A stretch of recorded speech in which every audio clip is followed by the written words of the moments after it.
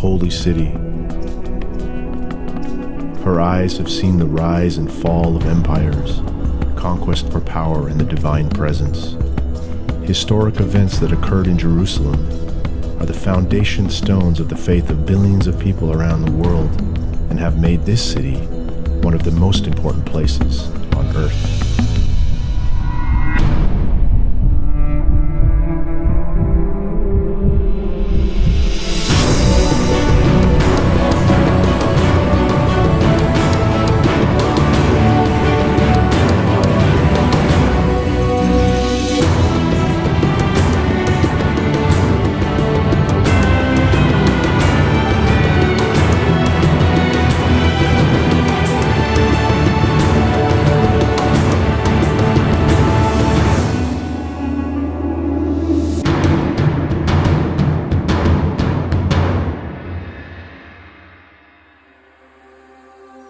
Jerusalem's story is the story of kings and prophets told by ancient artifacts buried deep within the borders of her walls. But this is not where my story begins. The story of Jerusalem begins on the small section of land where the city of Israel's great King David once stood, and where the holy city Jerusalem, that is so loved today by billions of people around the world, was first founded.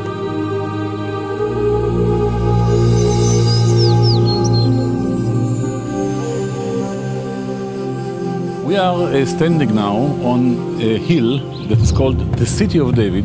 This is a narrow promontory with very steep slopes. In fact, it's not a very large site. The entire hill is about 4 hectares in area. Yet this is a very important site because here really the history of Jerusalem started. Around 5,000 years ago, people lived here for the first time in the early Bronze Age. And we have on this site evidence and remains from various periods of occupation. 2nd millennium BC, that means hundreds of years before King David. In like 18th and 17th century BC, huge fortifications were built here. Huge water system was cut into the mountain, into the rock of this hill. The residents of the ancient city of Jerusalem didn't have refrigerators and indoor running water like we do today. But just like the Jebusite before them, when they needed water, they went to a nearby spring or creek to get water and filled pottery jars or animal skins and brought the water back to their homes. Here we are inside the ancient water tunnel deep underground. Above us is the site of the ancient city of Jerusalem. It was first the city of the Jebusites and later became the capital city of the united monarchy of Judah and Israel under King David. Today above us are houses where Arab residents of East Jerusalem live. Under the ancient city of Jerusalem, where we are right now, there is a complex water system like ancient plumbing that was literally carved out of the rock. The first phase of this water system was built during the time period that we call the Middle Bronze Age, or about 3,800 years ago. At that time, it was the Canaanite civilization of ancient Canaan. Now the Bible tells us that the people who lived here before David were Jebusites.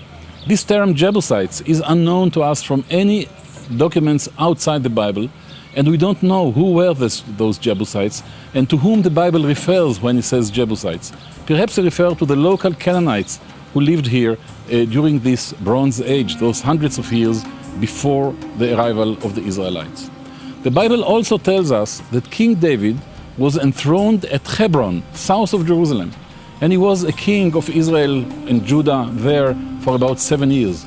And after 7 years, he and his group of soldiers, of warriors, headed by Joab, conquered Jerusalem, Jebusite Jerusalem, and turned it into a place called now the City of David. The Bible said that David conquered the citadel of Zion, Metzudat Zion in the Bible, in the Hebrew Bible, the citadel of Zion, and turned it into the City of David. Now, what is the historicity behind this story? What can we know? What can archaeology tell us about this?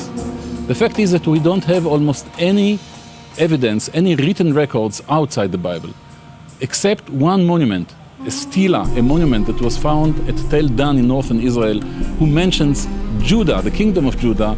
This is the only time where David is mentioned in a document outside the Bible, and it's dated to the 9th century, about 150 years after the presumed date of David, who, according to the biblical chronology, ruled in the first half of the 10th century BC. Artists have portrayed King David in many ways. In European cathedrals, King David was depicted as a medieval king.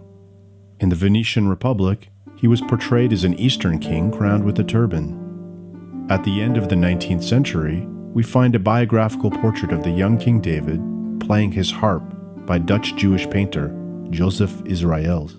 But at the city of David in Jerusalem, many believe we have found King David's palace in a building that was supported by a large step-stone structure. This building that was supported by the stone structure was recently excavated. And we have remains of foundations, though not very well preserved, of foundations of a very large building, which was interpreted by Eilat Mazar, its excavator, as the Palace of David. We don't actually know if this was the Palace of David, but we can say with quite a great deal of confidence that this was a large building, a public building, dated to more or less this time. The pottery that was found below the foundations of this building is dated to the 12th and 11th centuries BC. That means before the time of David. The pottery that was found among the stones of this building and right on top of the stepped stone structure is dated to the 10th and 9th centuries BC, which is the time of David, Solomon, and their successors.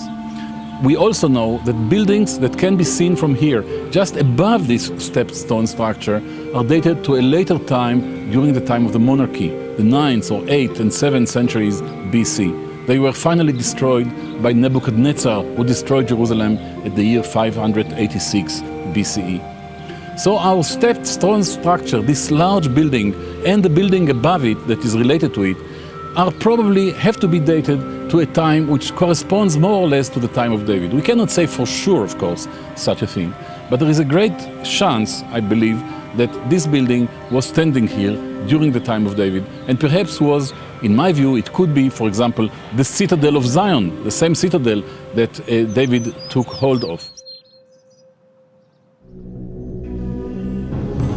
The site of Khirbet Qeiyafa became world famous overnight due to the discovery of what many scholars believe is the oldest Hebrew inscription ever found. And especially important because it is dated to the time of King David, which supports the view that parts of the Bible were already written in Hebrew at the time of King David in the 10th century BCE.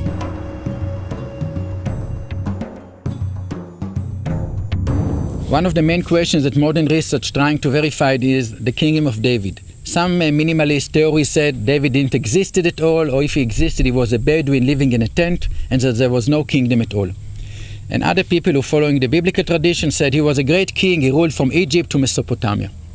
And I think that the important thing of Khirbet Qeiyafa that is giving us a more realistic picture about the kingdom of David. It's not everything or nothing, it's something in between. And I think that if you're taking the biblical tradition and our data here, you can see that the Bible said that David started at Hebron, later he conquered Jerusalem. Hebron and Jerusalem is about 1 day walk. Khirbet Qeiyafa is in the middle. From here to Hebron is 1 day walk, and from here to Jerusalem is 1 day walk. So I think that this is the beginning of the kingdom of David. Archaeologists connect the site of Khirbet Qeiyafa to the time of King David when he ruled in Jerusalem because its location is in Judah in the Elav Valley, where the Bible says King David fought the Philistine giant Goliath on the border between Judah and Philistia, and objective carbon dating which dated Khirbet Qeiyafa to the time of King David. And then we discovered 2 gates. And 2 gates in Hebrew means Sha'araim. 1 gate is Sha'ar, but when you have 2, it's Sha'araim. And 2 gates is something that you don't find in any other city. If you go to Lachish, to Megiddo, to Gezer, Chatzor, other biblical cities, they always have only 1 gate. And this city, while it's rather small, has 2 gates. And 2 gates mean Sha'araim. So it cannot be an accident that you have in the Elav Valley a city called Sha'araim and a city who has 2 gates. These things are connected to each other. Archaeologists date a site by the pottery that we dig up, and at Khirbet Qeiyafa we found pottery that had been buried for 3,000 years, the same kind of pottery that King David used when he lived and ruled in Jerusalem. While the people that lived here were most likely Judeans, the pottery suggests they came in contact with the Philistines because we found Ashdod ware pottery named after the Philistine city Ashdod. The builders used massive stones, and in the west gate we found a huge threshold stone weighing 6 to 8 tons. How the ancient builders moved these stones is still a mystery. And all of this testifies that this was a major fortified city or perhaps garrison during the 10th century. We're excavating an ancient drain here. This drain out the gate, water, sewage, food particles, etc. So we're excavating this dirt out of here, and then we're going to sift it all and see if we find bones or olive pits or anything else. I just uncovered a few pottery fragments right here. Well, we've excavated a lot of Philistine sites, and the architecture here is very, very different. These huge stone structures, the gates, as well as the casemate wall, are typical of Judean cities. We don't have them at Philistine sites. We have mostly mud brick architecture and not this kind of building technique. The casemate walls, these double walls that have rooms in them, are found at several other sites in the region, like Tel Bet Mirsam, Beersheba, Gezer during the 10th century, and they all testify to Judean architecture of this time period.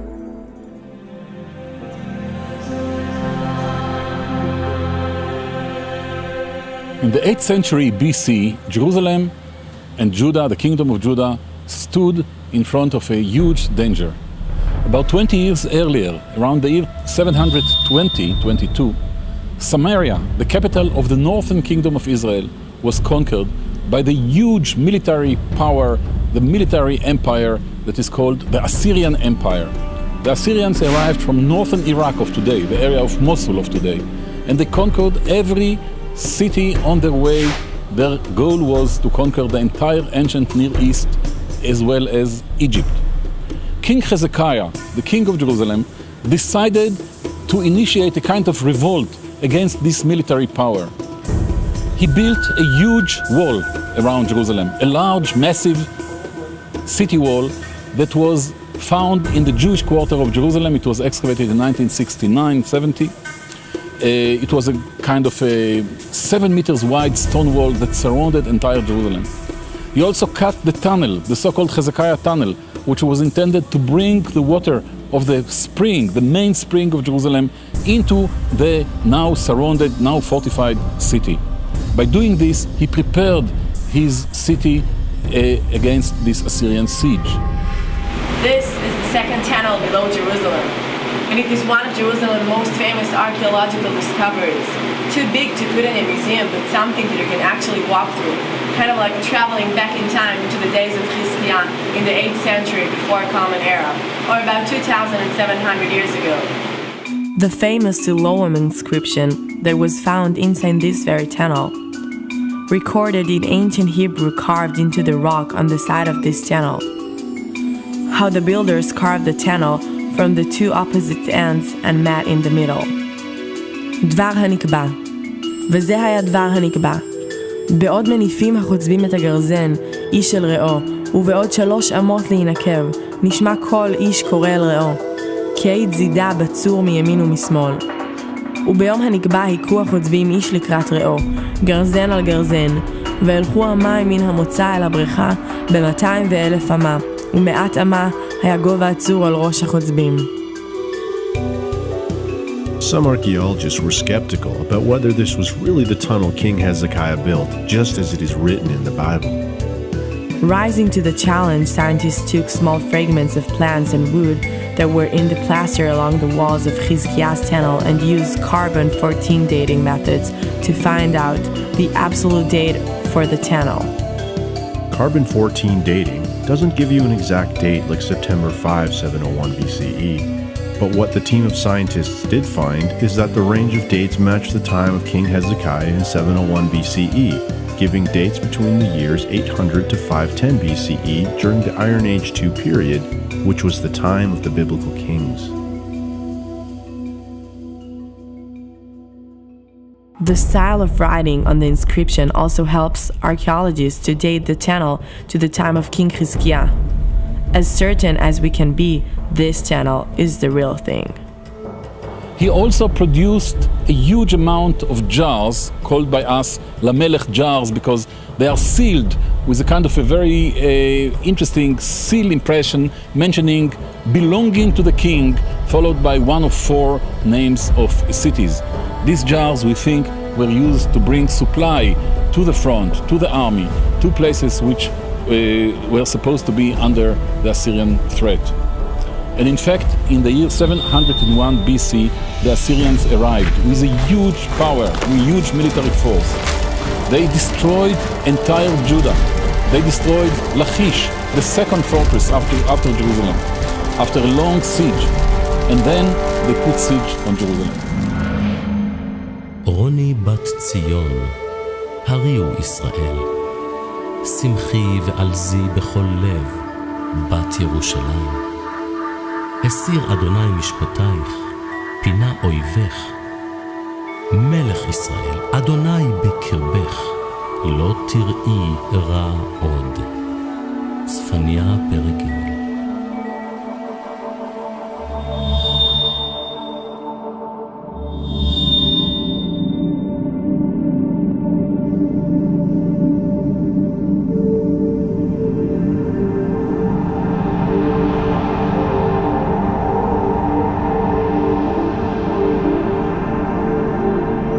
The Bible was written so long ago that finding ancient copies of the Bible stored in caves in Israel near the Dead Sea was one of the greatest archaeological finds of all time.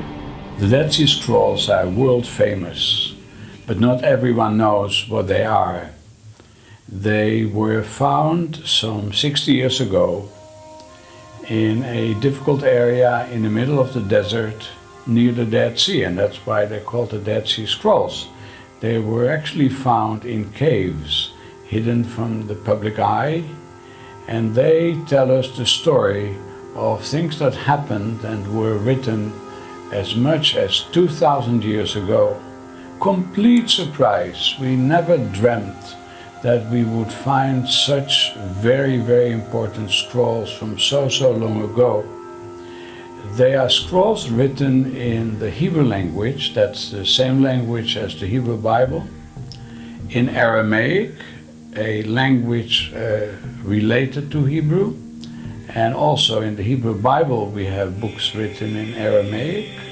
But in addition, a few scrolls were written in the Greek language, a language that was spoken also 2,000 years ago.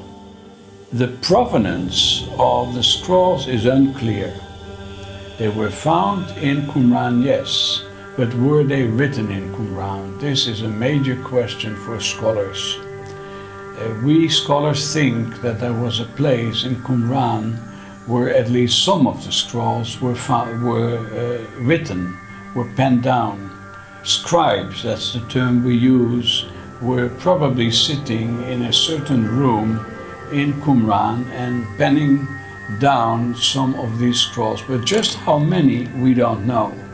In my view, having studied certain systems of writing and of spelling of the scrolls and of scribal habits, I think that 1/3 of the scrolls that are large enough for analysis were probably written at Qumran, but 2/3 were brought from the outside. Now, were from outside, we don't know, but I believe that quite a number came from Jerusalem.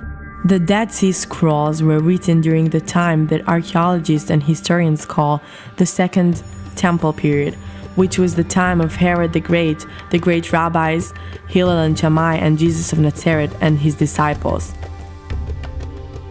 The Temple Mount, which dominates the view of Jerusalem, was built in the general form we see it today by King Herod during the Second Temple period. Excavating the site of Qumran and the discovery of the Dead Sea Scrolls in the Judean desert near Qumran was like finding a missing piece of the temple in ancient Jerusalem.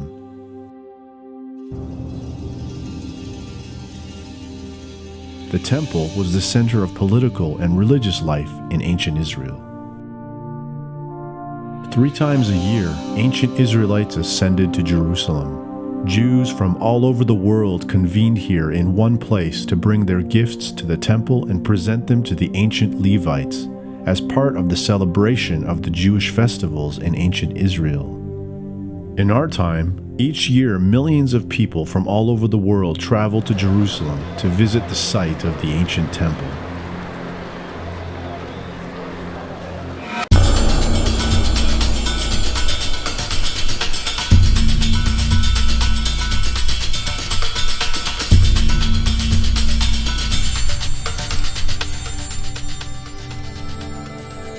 There is a mystical quality when you first look upon the Temple Mount. Today, the Temple Mount is known by Muslims as the Haram al-Sharif, where the Dome of the Rock stands, along with the Al-Aqsa Mosque. This same mount is the place where Abraham is believed to have been tested by God in Akedah, or the near sacrifice of Isaac. The various steps leading up to the inner platform on the temple may preserve the Temple Mount as it was during the time of King Herod, and perhaps even some elements of King Solomon's Temple Mount, although archaeologists are forbidden from excavating here. Walking on the very Temple Mount itself, you can sometimes sense the holiness of this place, where Jews, Christians, and Muslims believe the very presence of God dwelt in Solomon's temple. In the year 692 of the Common Era, the Islamic Caliph Abd al-Malik completed building the Dome of the Rock on the very place that the Caliph before him, Umar the Great, believed he had built a shrine on the location of King Solomon's great temple. Jerusalem is rich with Islamic archaeology in the form of architecture. But something Muslim residents of Jerusalem may not consider so ancient as it is where they worship, live, and work in their daily lives. The Kotel, or the Western Wall, is today the holiest site of Judaism and has likely been revered by Jews as a holy place of prayer for over 1,000 years, especially since the construction of the Dome of the Rock prevented Jews from praying at the very site where the temple once stood. While all those who choose to pray here realize that it is only a foundation wall of the Temple Mount itself upon which the temple stood, nevertheless, it preserves a direct continuity with temple worship, daily prayers just as in temple times, the reading of the Torah, and where young Jews are led through the bar mitzvah ceremony.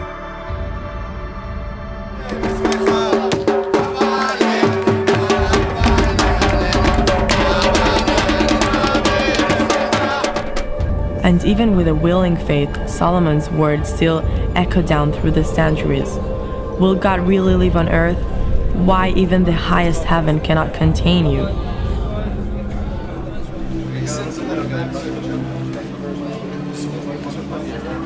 The Church of the Holy Sepulchre is also the place of the cross, the universal symbol today of Christianity, and it is believed to be built over Golgotha, the hill upon which Jesus was crucified on a Roman cross.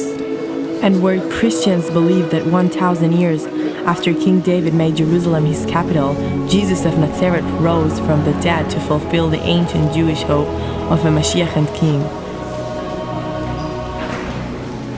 It is also here in what once was a rock-cut tomb that many Christians believe that Jesus rose from the dead and first appeared to a young Jewish woman named Miriam HaMagdalit, or in English, Mary Magdalene.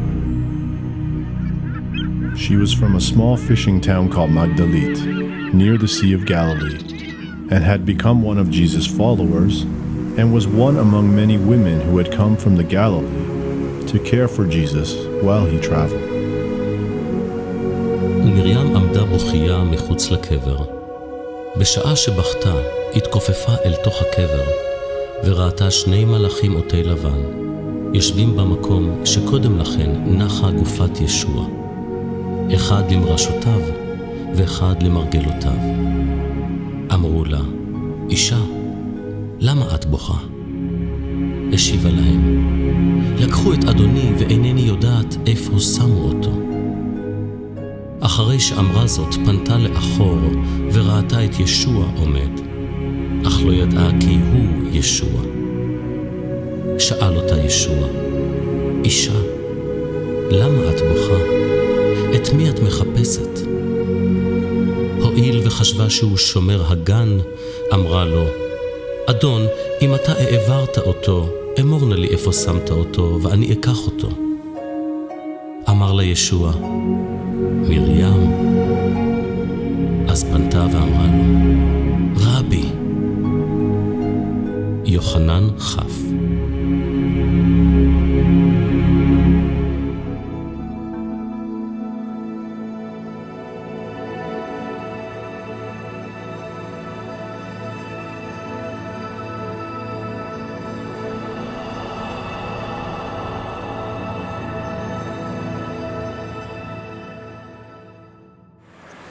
Every visitor to Jerusalem experiences the history and archaeology of the city at their every step, but the identity of those who live in Jerusalem is rooted both in the ancient past as well as the present. It is a modern urban city where ancient traditions and contemporary life mix together into one eclectic unity. You can see visible symbols of these social barriers in traditional clothing, but there is also something invisible that lives in the minds and hearts of those who dwell here. Jerusalem is a city of many peoples and faith that today, in their day-to-day lives, live together in unity. For many of Jerusalem's Jewish residents, each day is lived with a consciousness of a darker time in human history during World War II and the Holocaust. It is just as much a part of Jerusalem today, and for some, it is a past that is always just below the surface.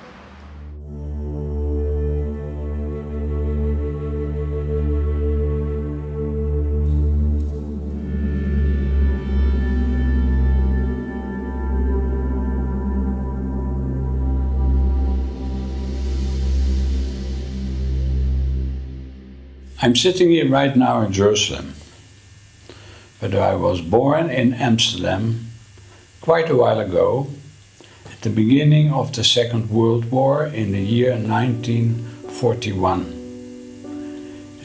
when Holland was occupied by the Germans. That was not the best choice I made in my life, to be born exactly at that time. And at that time, as most people know, the Germans didn't give the Dutch a free way of life, and in particularly not the Jewish people. They were persecuted. And soon after I was born, my parents had to go in hiding, and they were clever enough to hide me separately because they were more in danger, and I, as a little baby, could not easily be detected. So they gave me to a Christian family when I was 1 year or a little more old, and I stayed with that family as part of their family for those years from 1942 until the end of the war. I don't have many memories of that period. Unfortunately, my parents did not survive the war. They perished in a concentration camp, or basically in 2 different concentration camps. And after the war, my Christian foster parents were with me as part of their family. My aunt and uncle survived, and they claimed me, and there was a little lawsuit, as there was for all my friends who were with Christian families at that time. And after the lawsuit, my uncle and aunt took me into their family, and from that time onwards they were my parents, and I grew with their family in a happy way with my brother and 2 sisters. That was obviously not a happy part of my life, but still I have very good memories of a very pleasant youth. The whole story of losing your parents, and actually most of my relatives, is not a happy one in my history. And obviously, it's not something I thought about occasionally, but it's there always, all the time. And it's part of my life. You learn to live with it. It is part of the life of many of my friends who came afterwards with us to the land of Israel. And we accept this as a fact. What this does to your religious feelings is hard to summarize. For some people, it strengthened their belief because, so to speak, God had chosen them to survive the war. In my case, I don't feel this like a kind of election, but I see the difficulties at a theological level with regard to the fact that my parents were killed and I survived. I can't say that even at this stage, that I summarized my views, what this whole experience does to my religious feelings as a Jew. It is a very difficult situation with which you live, and it shines through from time to time in your life, when you marry, when you have children, and when you have grandchildren, because each time you say to yourself, well, I survived, and my children are there, and my grandchildren are there.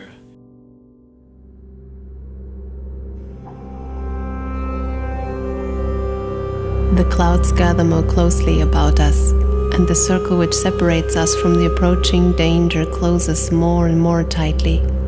Now we are so surrounded by danger and darkness that we bump against each other as we search desperately for a means of escape.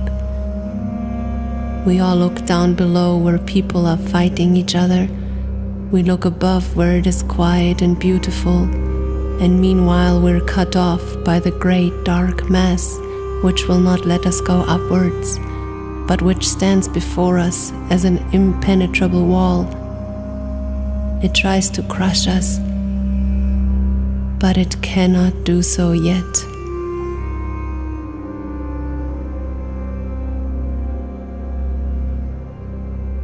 From the diary of Anne Frank.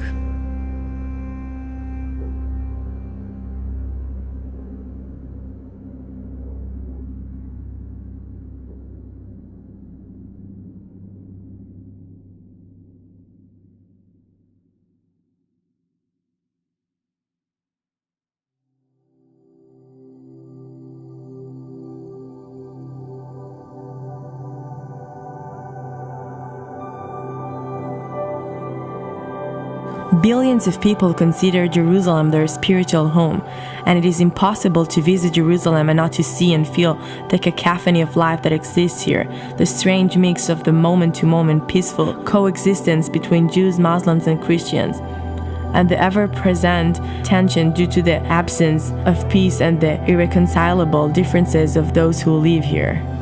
And perhaps this is what Jerusalem teaches us, that we can only do as much with life as we've been given for each day and not worry about the days ahead. To love and to be loved, to love our neighbors as ourselves, and to try and find our place in the world. Even though conflict remains, we continue to seek for the ideal that Jerusalem represents, and search for the story told by ancient artifacts buried deep inside Jerusalem and the sites that surround her, that open a gateway to an ancient world. Of all human pursuits, understanding the past shapes our present just as much as it does our knowledge of the past. And in hope, we search for the path that will lead us to a future peaceful coexistence.